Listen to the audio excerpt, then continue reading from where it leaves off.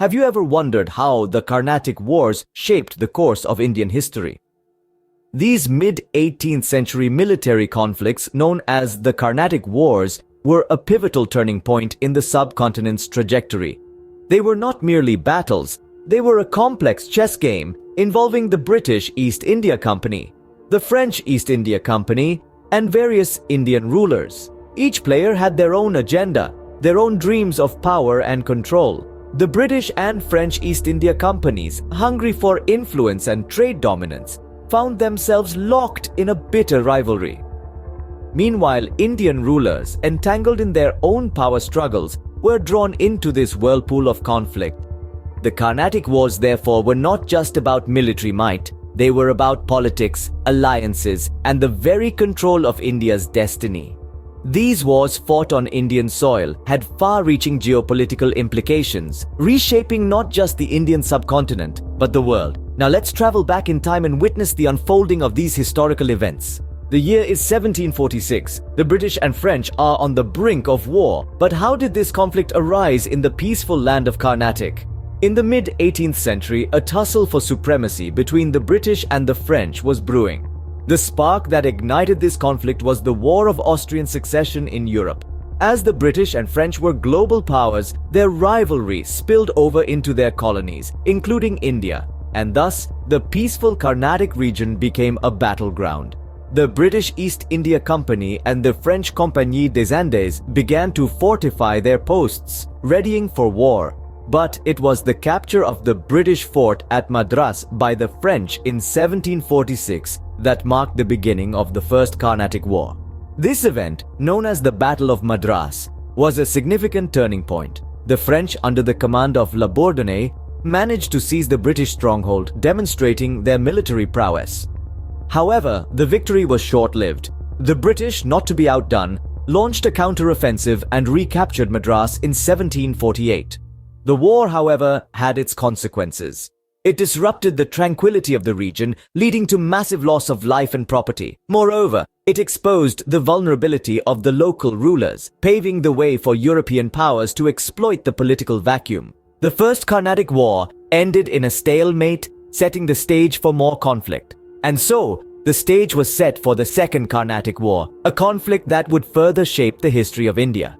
The peace was short-lived. In 1749, the Carnatic region was once again plunged into war. This time, the conflict was sparked by the death of Nizam-ul-Mulk, the Subedar of Deccan. His demise triggered a power struggle between his sons, Nasir Jung and Muzaffar Jung, each backed by the British and the French, respectively. The British, who had vested interests in the region, threw their weight behind Nasir Jung. The French, on the other hand, supported Muzaffar Jung, hoping to secure their own interests. This struggle for power turned the Carnatic region into a battlefield once more. The key event of this war was the Battle of Arcot.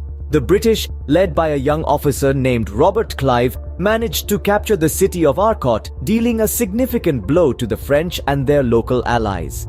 This victory not only boosted the morale of the British forces, but also demonstrated their military prowess to the local rulers. However, the war was not just about territorial gains. It was also a war of diplomacy and alliances. The British successfully managed to forge alliances with key Indian rulers, further strengthening their position in the region. The Second Carnatic War saw the rise of the British as a dominant power in the region. It was a turning point in the history of the Indian subcontinent, setting the stage for the British colonial rule that would last for over 2 centuries. The final act of the Carnatic Wars began in 1756. This was to be the most decisive conflict yet. The Third Carnatic War, like its predecessors, was not a standalone conflict. It was part of a larger global struggle, the 7 Years' War, a massive conflict that spanned 5 continents. In India, the war was marked by significant battles, one of which was the Siege of Madras. This pivotal event saw the French forces, under the command of the ambitious and daring Count de Lally, laying siege to the British stronghold. The British, however, were not to be easily defeated. Despite being outnumbered, their fierce resistance and strategic maneuvers turned the tide in their favor. These battles, fierce and fraught with tension, were not just about territorial gains. They were a clash of ambitions, of strategies, and of wills. The stakes were high, and the price of failure even higher. The war's consequences were far-reaching. It reshaped the political landscape of southern India, with the British East India Company emerging as the dominant colonial power. The French, despite their valiant efforts, had to contend with a diminished status. The Third Carnatic War ended with the Treaty of Paris, marking a turning point in Indian history. It was more than just an end to a war. It was a defining moment, a shift in power dynamics, an echo of a struggle that would reverberate through the annals of time. The Carnatic Wars were not just a series of battles, they left a lasting impact on India. These wars, though fought in the 18th century, still reverberate in the fabric of India's socio-political landscape. The most profound effect of these wars was the establishment of British dominance in India.